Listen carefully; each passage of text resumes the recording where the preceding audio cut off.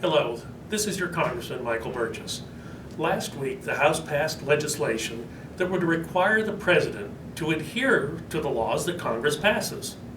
Our system of government has three branches, each branch having certain defined functions delegated by the Constitution. The Congress is in charge of writing the laws, the judiciary with interpreting, and the President is charged with enforcing the law. It may sound unnecessary to pass a law that's already spelled out clearly in the Constitution, but this administration has made it necessary. Time and again, the President has ignored the Constitution's carefully balanced separation of powers.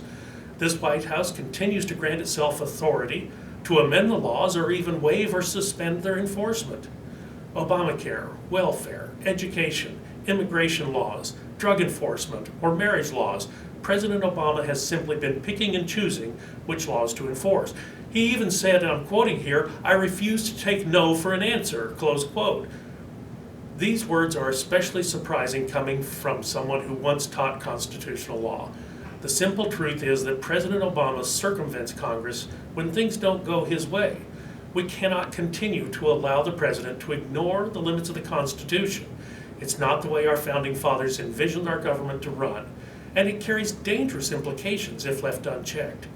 The enforced law, H.R. 4138, the law that permits the House or the Senate to authorize lawsuits against the executive branch for failure to faithfully execute the laws.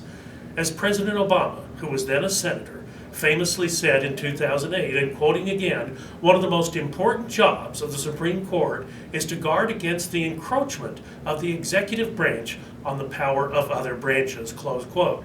Mr. President, it's time you value that most important job once again. As always, I appreciate your calls, your comments on this issue. Thank you for taking the time to listen. May God bless you and your family, and as always, may God bless Texas.